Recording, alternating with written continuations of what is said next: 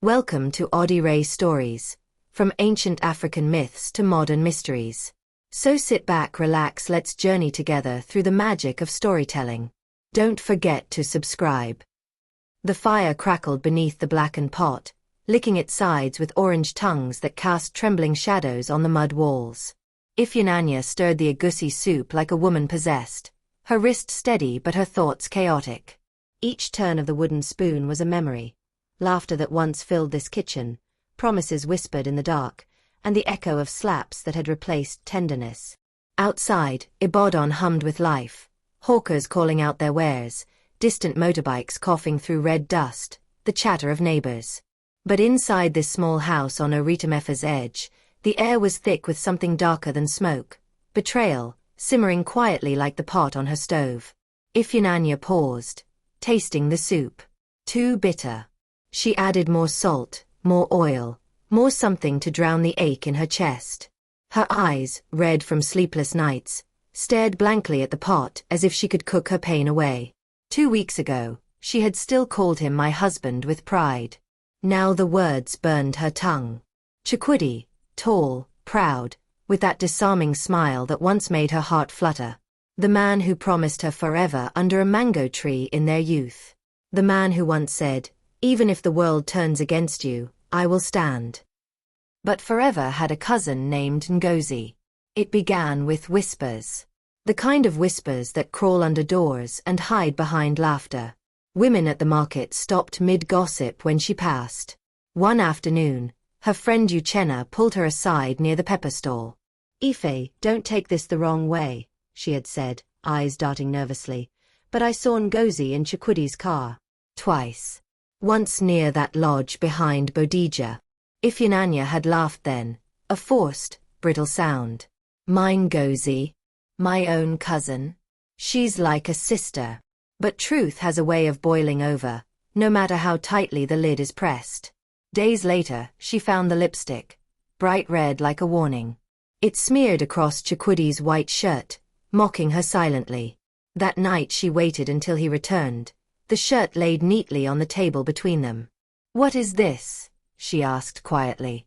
Chukwudi didn't answer at first. He dropped his bag, loosened his tie, and sat. His silence was louder than her question. "I asked you," she pressed, voice trembling. "Stop shouting," he said finally, coldly. "It's just lipstick. Maybe from work. Maybe from Ngozi," she cut in. He looked at her then, really looked, and something cruel flickered behind his eyes. "You've been listening to gossip. That's your problem. Always letting people fill your head. If I'm wrong, swear it before God," she whispered. Instead, he stood. "Cook something," he said. "I'm hungry." She had stood too, shaking with rage. "You will eat my pain one day," she spat. That was the night he slapped her. One heavy slap that knocked her against the wall, shattering both her pride and the bowl of water she had been holding. When he left, the door slammed like thunder, and silence wrapped around her like a curse. She sat there on the floor for a long time, her cheeks stinging, tears blurring her vision. On the wall hung their wedding picture, a younger Ifeanyi and Chukwudi, smiling as though love were eternal. She took it down and stared at the glass, her reflection warped by the cracks that ran through it. "Why?" she whispered. "Why Ngozi?" That night, Ibadan's rain came heavy, drumming against the roof like angry spirits. Ifeanyi couldn't sleep. She wandered the small house aimlessly, the child's toys scattered, the memories choking her. At midnight she went to the window, staring into the storm. Somewhere out there, she knew, he was with Ngozi, touching her, laughing the way he once laughed with her. A sound escaped her, half sob, half growl. Something inside her broke, quietly but completely. By dawn, her decision had formed itself like mist around her thoughts. It wasn't madness. It wasn't rage. It was something colder, resolve. If love could kill slowly, perhaps death could answer swiftly. She moved through the morning in silence, as if possessed by another spirit. Kamsi, their 6-year-old, tugged at her wrapper. "Mama, are you crying?" She smiled weakly. No, my son. The smoke from the fire got in my eyes. He nodded innocently and went back to his drawings on the mud floor. Later, when Chikwudi left for work, she packed a small bag. Into it, she placed money, a wrapper, and a photograph of her son. She covered her head with a scarf and stepped out into the heat of the afternoon. Her feet led her down paths she hadn't walked since childhood, the narrow bush roads that curved past the river where people whispered of spirits. The air grew thicker with the scent of earth and secrets. Birds scattered from trees as she approached the clearing at the forest's edge. That was where Mama Ijeoma lived, the woman people called Ezenwanyi, the Queen of Whispers. Some said she spoke to spirits, others that she served them. Ifeanyi had heard her name murmured in fear and awe. She stood before the hut, heart pounding. Smoke rose from a small clay pot outside, its scent sharp and strange. Inside, charms hung from the ceiling. Feathers, skulls, bottles filled with herbs. Mama Ijeoma sat on a low stool, her eyes clouded but unblinking. I've been expecting you, she said before Ifeanyi could speak. Ifeanyi fell to her knees. Mama, I want him gone. Forever. The old woman's gaze pierced through her like a blade. Men who betray will meet their end. But remember, child, death is blind. It doesn't choose who tastes first. Ifeanyi's voice cracked. I don't care. I just want peace. Mama Ijeoma reached into a woven basket and brought out a small pouch, dark cloth tied with red thread. She pressed it into Ifeanyi's trembling hands. Add just a pinch to his food. Before the second swallow, his heart will stop. Ifeanyi's breath hitched. The pouch felt heavier than it should, as though it carried the weight of her soul. Go, Mama said softly, and pray the gods are merciful. As Ifeanyi walked back through the forest, the wind rustled the trees as if the spirits themselves whispered her name. She held the pouch close, feeling its warmth against her skin, the scent of betrayal still thick in her nostrils. By the time she reached home, the sun was setting, red, fierce, unforgiving. Tomorrow night, she decided, he would eat from her hands one last time. The forest of Holland began where the city's noise surrendered to silence. Ifeanyi stood at its edge, the hem of her wrapper brushing against the wet grass, her breath trembling in the early morning mist. The path before her was narrow, coiling into the trees like a snake that knew secrets men feared to speak aloud. Behind her, the distant sounds of Abaddon, the calls of hawkers, the crackle of fires, faded into memory. Ahead, only the forest breathed. She took her first step. Every crunch of leaf beneath her feet sounded too loud, as though the trees themselves listened. Sunlight struggled to reach the ground, weaving through thick branches in trembling strands. Somewhere in the distance, a bird called, a long, mournful note that echoed like grief. Ifeanyi's hands clutched the small nylon purse against her chest. Inside was a little cash, a bottle of palm oil, and a lock of Chikwidi's hair she had snipped while he slept days ago. His betrayal wrapped in innocence. Death does not choose who tastes first. The words from her dreams followed her like shadows. She didn't know where she had heard them first, perhaps from gossiping women, or from her own mind replaying her intent until it felt like prophecy. All she knew was that Mama Ijeoma lived here, at the forest's heart, and those who found her never came back the same. Halfway down the path, she paused. There, nailed to a tree, was a wooden sign. The paint had long peeled away, but she could still make out the words. Enter only if your spirit is steady. Her spirit was anything but steady, but she pressed on. Flies buzzed lazily around a shrine of stones arranged in a small circle ahead. Cowrie shells, feathers, and broken bottles glittered faintly. She smelled palm wine and old smoke. Then she saw the hut, a round mud-walled dwelling covered in palm fronds, its doorway draped with red beads that clinked softly in the breeze. Ifeanyi hesitated, heart pounding. Then a voice came, hoarse but commanding. Come in, child. You have already been seen. Her body went cold. She hadn't called out. She hadn't made a sound. Yet the woman inside already knew. She stepped through the beads, and the air changed. It was cooler, thicker, alive.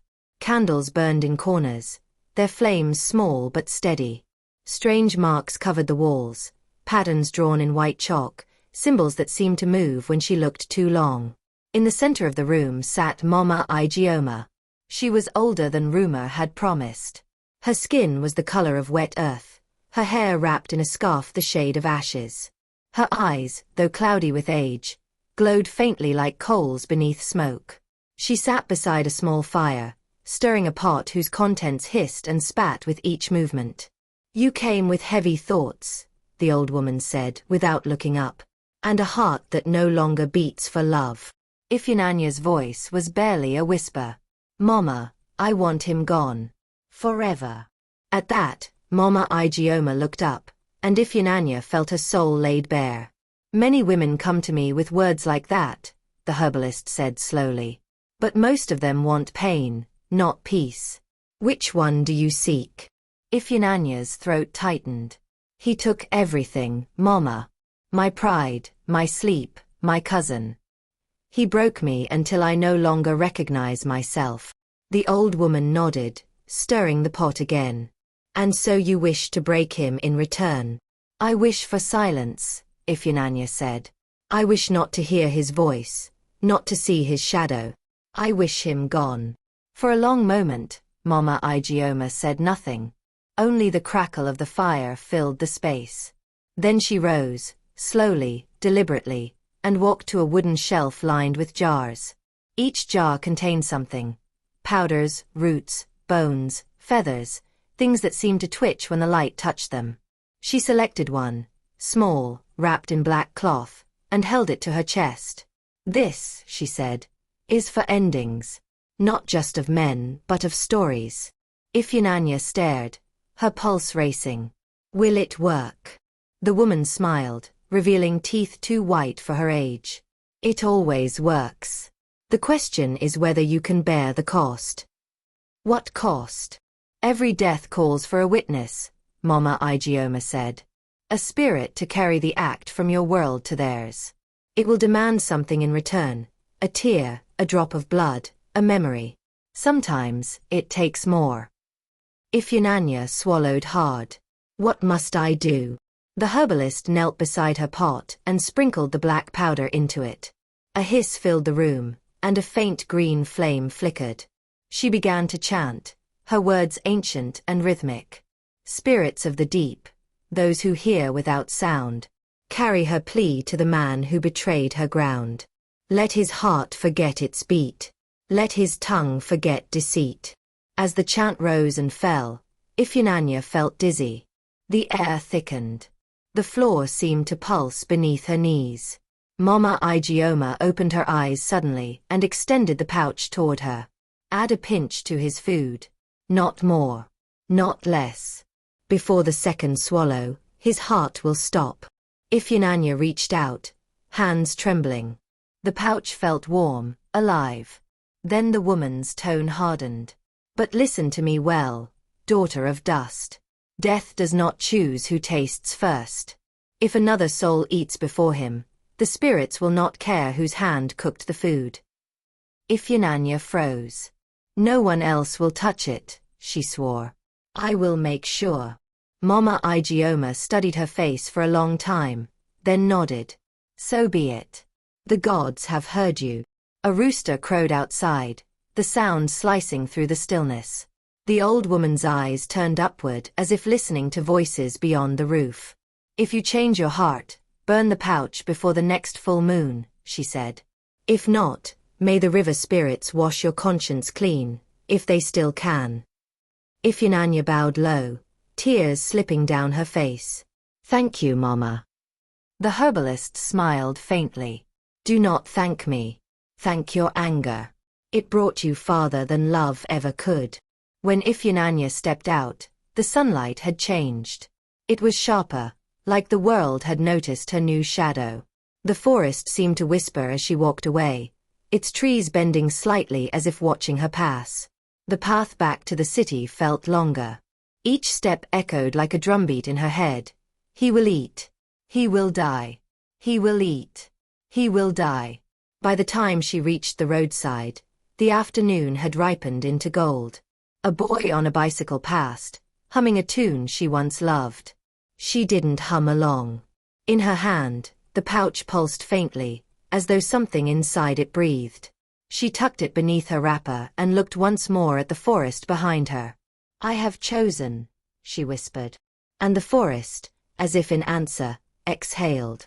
The sun had barely set when Ifeanyi began to cook. The evening air in Ibadan was thick and heavy, clinging to her skin like guilt. Outside, the street bustled with life, children chasing each other through dust, women gossiping by the communal tap, the faint echo of a preacher's megaphone declaring, "There is forgiveness for every sin, except the unrepented heart." Ifeanyi stirred the pot in silence. Palm oil hissed in the pan, the scent of ground melon and pepper rising like incense. Every ingredient felt deliberate, measured, precise, ritualistic. She moved with a calmness that frightened her. The pouch lay on the table, wrapped in black cloth, its thread glinting faintly in the firelight. She remembered Mama Igioma's words. Before the second swallow, his heart will stop. The memory made her hand tremble, but she steadied it. She would not think. Thinking was dangerous. Tonight, she would finish what had begun the day her husband's betrayal found her cheek. As she ground the crayfish, Kamsi's laughter floated from the corner. Her son sat on the floor, scribbling stick figures on the wall with a piece of charcoal. His small fingers were smudged black. "Mama, look," he said, grinning. "That's you and Daddy and me. We're dancing." Ifeanyi forced a smile. The drawing was crooked but tender, 3 round heads, joined hands, and a big red sun above them. A family. Whole. Her throat tightened. "Beautiful," she whispered. "Very beautiful." He giggled, proud. "Will Daddy come home soon?" "Yes," she said softly. "He will eat dinner with us tonight." The words lingered in the air like a curse. When Chukwudi finally arrived, the front door banged open. His laughter filled the house before his body did. He was already half drunk, the sharp smell of palm wine mixing with sweat and cheap perfume. "Ah, Ife," he called, tossing his shoes aside. "My wife has remembered she has a husband, eh? The whole street can smell your soup." Ifeanyi wiped her hands on her wrapper and turned. "You're home early." "Business went well," he said, grinning. "I sold 2 cartons of cement. The gods are smiling again." He reached for her waist, but she flinched before she could hide it. His smile faltered, then hardened. "Still angry?" he asked. "How long will you punish me? You think Ngozi gives me this attitude?"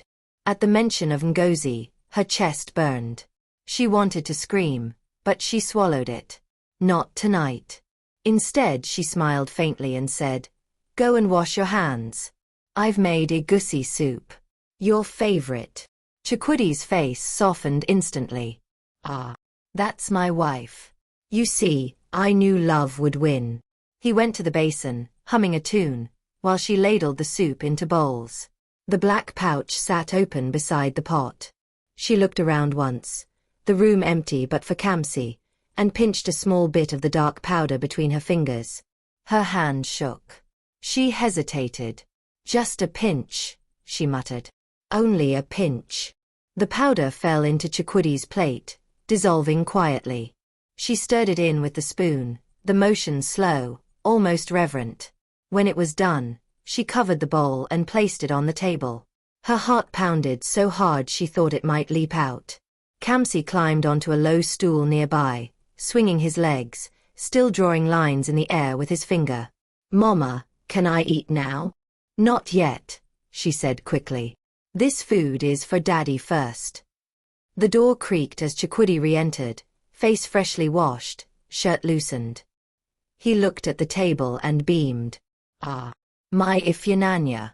I've missed this smell. I told Ngozi." He stopped himself and laughed awkwardly. "Never mind." She didn't respond. She sat opposite him, her palms pressed together so tightly they hurt.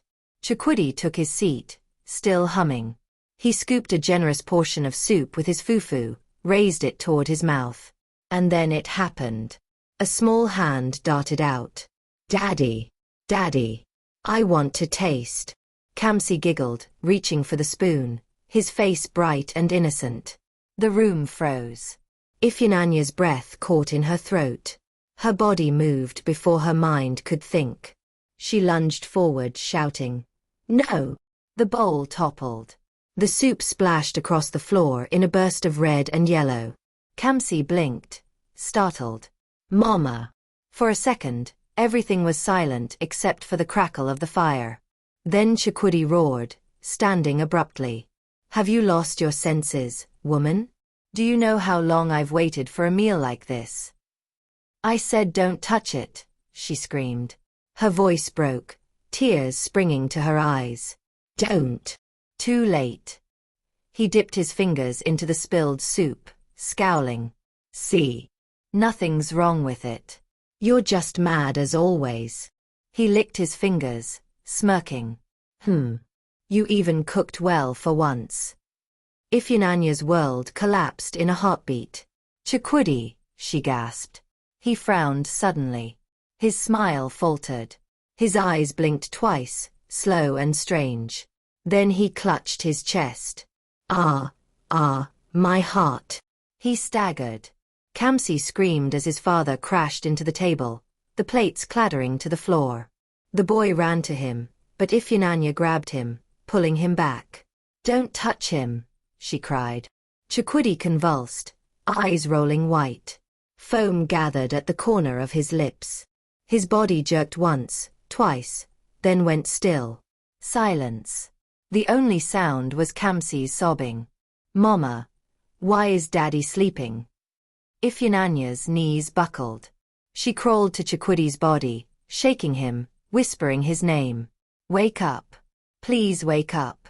I didn't mean." But his eyes stared blankly at the ceiling, unblinking.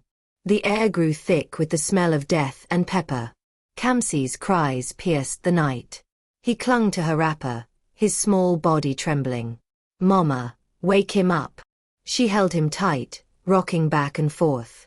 "I'm sorry, my son. I'm so sorry." Outside, neighbors began to shout. Someone had heard the noise. Feet rushed toward the door, voices rising in alarm.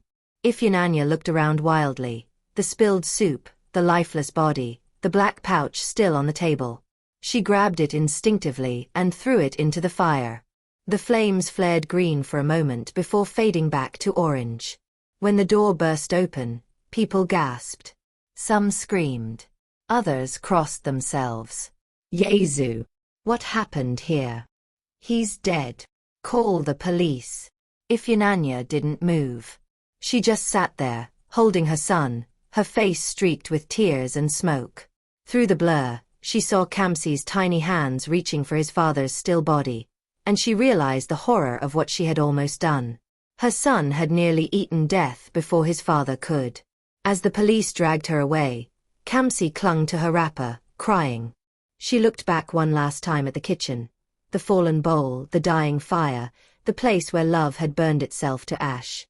And in her mind, she heard Mama Igioma's voice again. "Death does not choose who tastes first." Now she knew what that truly meant. The air was heavy with the scent of pepper and smoke, the room still trembling from the echoes of Chikwidi's fall. Ifeanyi could hear her own heartbeat like a drum in her ears. Wild, uneven, accusing. She was kneeling beside his body, her wrapper soaked with soup and sweat, her hands trembling over the man she once loved. For a long, terrible moment, she could not move. The only sound was Kamsi's sobbing. His small voice cracked the silence. "Mama, wake him up. Why is Daddy sleeping?" Ifeanyi looked at him, her lips quivering. How could she explain? How could she say your father swallowed death from my hands? "Don't cry," she whispered, pulling him close, her fingers shaking against his hair. But the words were empty. Even she could hear the lie in them. Her eyes fell on the floor, the shattered bowl, the smear of egusi soup across the clay, the faint greenish hue where the powder had dissolved. And then she saw the spoon. It lay just beside Chikudi's limp hand, glinting under the flicker of the firelight. A single drop of soup clung to its edge, trembling. That spoon, she thought, had chosen who would live and who would die. She wanted to throw it away, to bury it, to erase every trace of that moment. But she couldn't move. Her body had turned to stone. Outside, voices began to gather. The neighbors had heard the shouting, the fall, the cry of the child. There was the sound of running feet, the crash of a door flung open. "Ifeanyi," someone shouted. "What happened?" She didn't answer. She didn't even look up. Her world had narrowed to the still body before her and the tiny trembling boy pressed against her chest. A hand touched her shoulder. It was Mom Nkechi from next door, her wrapper hastily tied, her eyes wide with horror. "Jesu Christi! Chikudi! What happened to him?" Ifeanyi opened her mouth, but no words came out. Her throat was dry, her tongue heavy. Mom Nkechi gasped when she saw the spilled soup. "Yuo." He was eating. Ifeanyi managed a slow nod. Did he choke? The question hung in the air like smoke. Ifeanyi wished she could say yes. She wished she could cry. He choked. He fell. I tried to save him. But the truth weighed on her chest like a mountain. Instead, she whispered, "He's gone." Mom Nkechi knelt, pressing 2 fingers to his neck, then drew them back quickly as if touched by lightning. "No pulse," she murmured. "Call someone. Call the police." More people rushed in, faces she knew, faces she didn't. They crowded the small room, murmuring, crossing themselves, whispering the same words again and again. What happened? Ifeanyi felt the world spin around her. The walls closed in. The heat of the fire pressed against her back like judgment. Then someone pulled Kamsi away gently. The boy screamed, reaching for her. "Mama! Don't let them take me." Her heart cracked. "I'm here, my son. I'm here." But even as she said it, hands were on her shoulders, lifting her, separating her from him. The police arrived before dawn. 2 men in khaki uniforms, their faces grim, their voices sharp. One of them, a tall man with a scar above his eye, crouched beside the body. "When did this happen?" Ifeanyi didn't answer. The other officer pointed at the pot on the fire. "She poisoned him," someone from the crowd whispered. "I heard her say she would. They fought many times." Ifeanyi's head snapped up. "No!" she shouted, her voice breaking. "No! I didn't mean to. He wasn't supposed to." The officer raised a hand. "Enough." His tone was cold. "We'll ask our questions at the station." They pulled her to her feet. The room swayed, colors blurring together. As they led her out, she saw Kamsi standing in the doorway, his small hands clutching the hem of his torn shirt. His eyes were wide and wet, confusion clouding their brightness. "Mama, where are you going?" She stopped, turning toward him. The moonlight fell across his face, making him look so much like his father that her stomach twisted. "I'll be back," she whispered, even though she knew it was a lie. He reached out his hand, but one of the officers tugged her forward. "Move." They pushed her into the night. Outside, the street buzzed with whispers. Faces peered from windows, doors cracked open. Someone muttered, "That's the woman who killed her husband." Another said, "God forbid. The devil is working." Ifeanyi walked like a ghost, her bare feet silent on the dusty ground. The stars above seemed to flicker like eyes, watching her descent. At the police station, the light was harsh and white. They sat her on a metal chair in front of a table. The officer with the scar folded his arms. "Tell us everything." She tried to speak, but every word scraped her throat raw. "I cooked for him," she began. "He came home. He ate. Then he fell. Did you poison the food?" The question sliced through her. She looked down at her hands, stained yellow from the soup, shaking. "I didn't mean to," she whispered. "It wasn't supposed to be him." It wasn't supposed to be like this. The officer exchanged a look with his partner. You'll explain in court, he said finally. For now, you'll stay here. They took her scarf, her wrapper, her pouch. She watched as they wrote her name down in a book. Ifeanyi Chukwudi, suspected homicide. The words didn't feel real. In the cell that night, the world was quieter but crueler. The walls smelled of rust and sweat. She sat on the cold floor, her arms wrapped around her knees, her mind replaying the scene over and over. The spoon, the splash, the fall. Each time, she tried to change it. Each time, she saw Kamsi's small hand reaching first. When dawn broke, light crept through the barred window, pale and cold. A policewoman brought her a plate of watery rice. She stared at it until it went cold. Outside, she could hear people walking, talking, laughing, the world moving on without her. She thought of her son. She imagined him crying in some neighbor's arms, asking why his father wouldn't wake, why his mother was gone. Tears slid down her face, falling onto her trembling hands. Death does not choose who tastes first, she whispered again, her voice hollow. For the first time, she understood. Death had never belonged to her. It had only borrowed her hands. And now, she too was swallowed. The morning after Chukwidi's death, Ibadan awoke to whispers. News moved faster than wind. By sunrise, every compound from Orita-Mefa to Mokola was already murmuring about the woman who killed her husband. Ifeanyi's name passed from mouth to mouth like a prayer said in reverse, quietly, fearfully, and always with judgment. They had taken her to the police station the night before, her wrists bound, her wrapper torn, her face streaked with tears and soot. She did not fight. She did not plead. She simply followed, her eyes empty, her body moving because it remembered how to walk. Now, in the gray light of dawn, she sat in the interrogation room.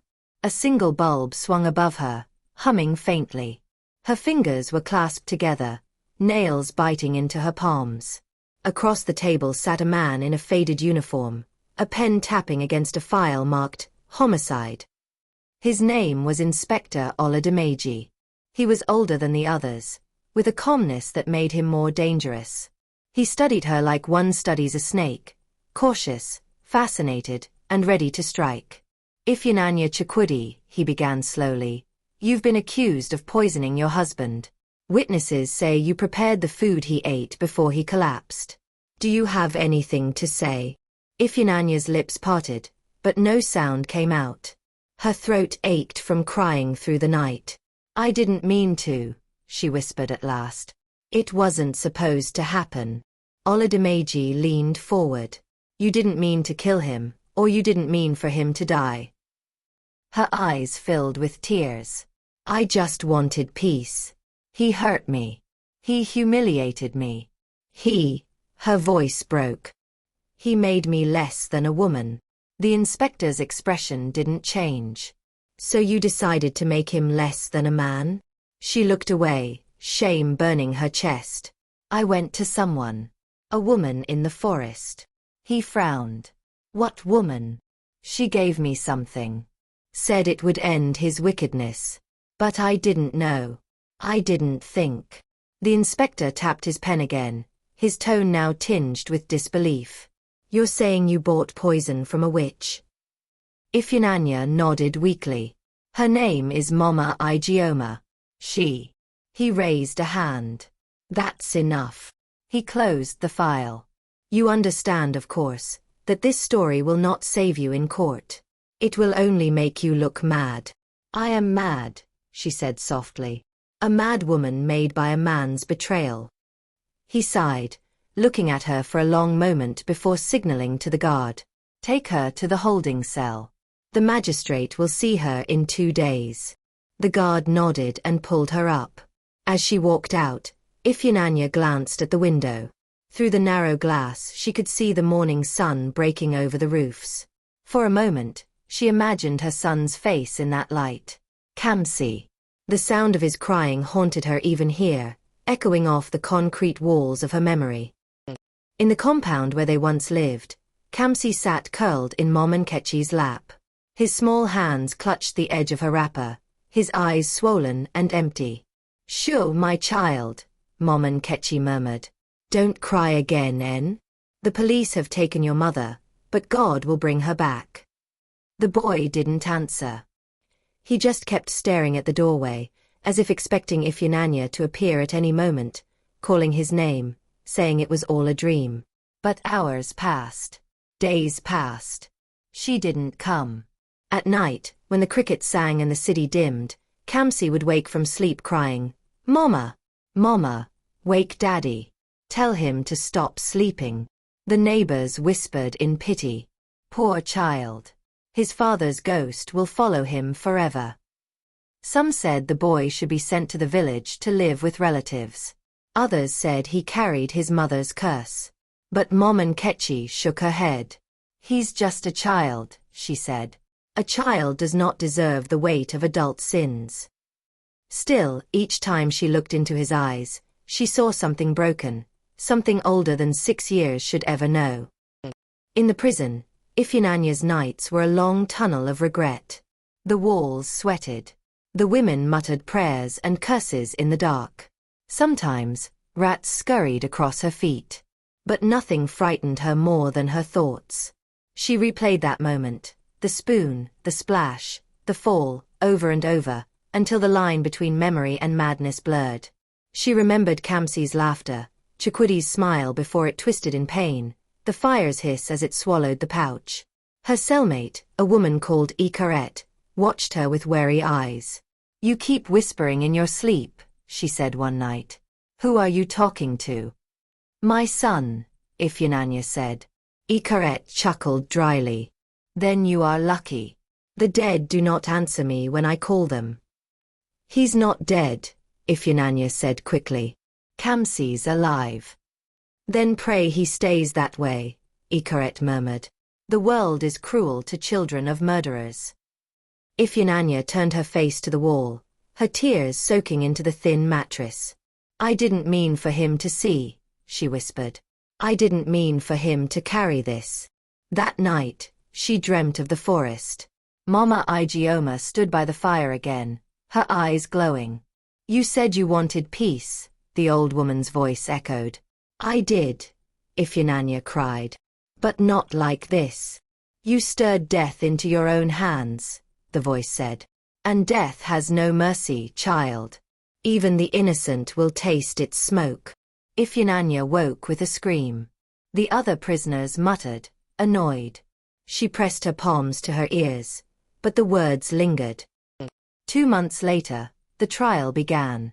The courtroom was small and crowded. Flies buzzed near the windows. Journalists scribbled notes. When Ifeanyi was led in, handcuffed and barefoot, the crowd murmured, "She looks possessed. She doesn't even look sorry. She deserves hanging." She didn't look at them. Her eyes searched for one face, Kamsi's. But he wasn't there. As the judge read the charges, her mind drifted. She wasn't in that room. She was back in her kitchen, stirring the soup, hearing her son's laughter, feeling her husband's eyes on her. Then she heard the verdict. Guilty. The word cut through her like glass. They didn't hang her. The judge sentenced her to life imprisonment instead. "For premeditated murder," he said, "and for the danger you brought upon a child." A child. The word echoed louder than the gavel. Months passed. Seasons changed. The world outside forgot her name, but she remembered every sound of her son's laughter. One day, a preacher visited the prison. He carried a Bible and a smile that was too gentle for a place so cruel. He stopped at her cell and said softly, "Sister Ifeanyi, the Lord has not forgotten you." She lifted her eyes slowly. "Then why has he taken everything I love?" The preacher sighed. "He did not take my daughter. The world did. But he can still give peace." He reached into his bag and handed her a small photograph. It was Kamsi, older now, his smile uncertain but alive. "He still asks when you'll come home," the preacher said. Ifeanyi's fingers trembled around the photo.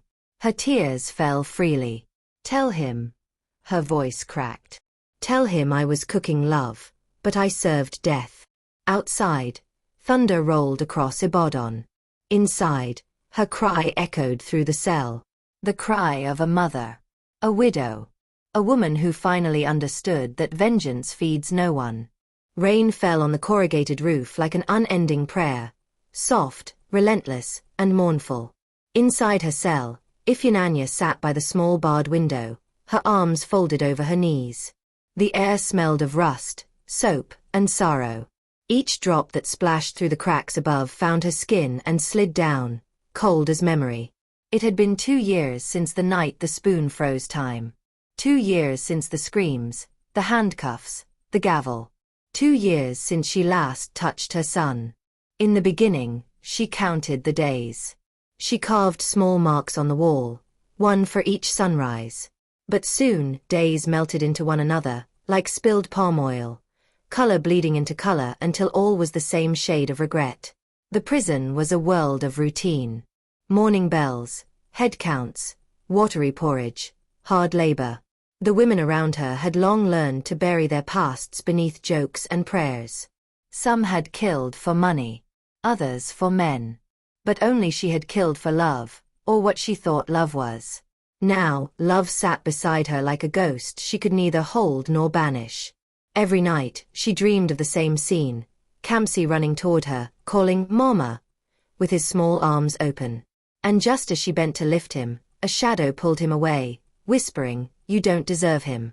She would wake then, gasping, clutching her chest as if to pull the dream back. That morning, the warden announced that a preacher had come again. "Chaplain wants to see the women in Block C," she said. "If you don't want to go, stay in your cells." Ifeanyi almost stayed. What could a preacher say that hadn't already been said by 100 sermons? But something in the word chaplain tugged at her. Perhaps it was hope. Perhaps habit. She stood and followed the others to the small chapel at the end of the corridor. The chapel smelled of wax and wet wood. A single cross hung crookedly at the front, its shadow stretching long across the floor. The preacher stood beside it, a thin man with kind eyes and a voice that carried warmth. When he saw her, he smiled softly. "Sister Ifeanyi." She frowned. "Do you know me?" He nodded. "We met once before. I brought you something." Memory flickered. The photograph. Kamsi's face. The trembling words she had spoken then. He reached into his bag again and produced a new picture, this one of a boy taller now, his eyes older. He was standing beside a woman in a bright yellow dress. "He lives with your aunt in Enugu," the preacher said gently. "He goes to school. He's quiet but doing well." Ifeanyi stared at the photograph until her tears blurred the edges. Does he ask about me?" The preacher nodded. "Often. He says, 'My mother cooked love, but she served death.'" She closed her eyes. The words, her own confession, came back like a knife she had left unpulled. "I killed his father," she whispered. The preacher's voice softened. "You made a terrible choice, yes. But you are still living. And as long as you live, you can choose differently." "Choose?" she echoed bitterly. "What choice do I have now? My life is a cage. My name is cursed. My son will grow up with strangers." He looked at her with quiet strength. "Then confess, not to me, but to God. Let your truth breathe. Until you forgive yourself, the cage is inside you, not around you." After he left, Ifeanyi sat in silence. The rain continued to fall. That night, she took a piece of charcoal from the kitchen stove and began to write on the back of an old prayer leaflet. The words came slowly, trembling, but steady enough to stand. "To my son, Kamsi. When you were born, your father held you before I did. He laughed and said, 'He has your eyes, Ife.' I believed then that nothing could break us. But the world has ways of turning sweetness into ash. Your father wronged me, yes. He broke his vows and wounded my heart. But what I did was worse. I wounded my soul. I forgot that love can survive betrayal, but a mother's sin cannot survive a child's tears. The night I cooked that meal, I told myself it was justice. I told myself the gods would understand. But when your small hand reached for the spoon, I realized too late that vengeance has no eyes. It strikes where it wishes, even at innocence. My punishment is not these walls or the name they call me, murderer. My punishment is waking each day without your laughter. If someday you hear my story, remember this: anger can make a good heart rot faster than poison. Do not carry my darkness, my son. Light a candle for me instead. Your mother, Ifeanyi. She read it once, twice, then folded it carefully. She didn't know if she would ever be allowed to send it. But writing it was a kind of release, a breath she hadn't taken in years. When the guards called for lights out, she hid the letter under her thin pillow and lay down. In the darkness, the sound of rain grew louder. It was as though heaven itself was weeping, not for the dead, but for the living who could not forgive themselves.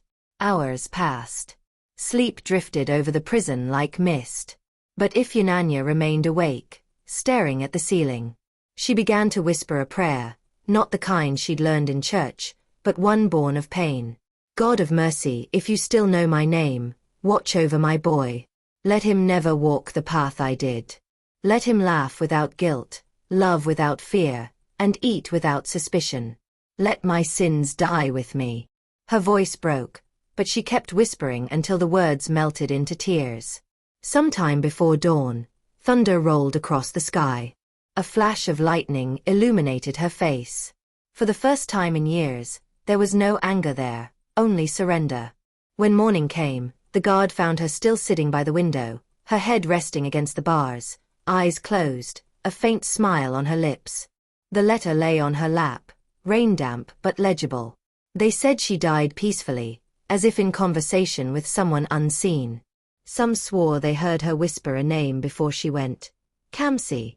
The preacher came that afternoon to collect her belongings. When he read the letter, he wept openly. Later, he delivered it to the boy in Enugu. Years later, when Kamsi became a man, he kept that letter framed above his desk. And on its back, in small handwriting, he added his own words. Mama, I forgive you. You taught me that love without forgiveness becomes poison. I will never serve death again. And so, her story ended not with judgment, but with grace. Outside, the rain stopped. The sky over Ibadan broke open into light. The end.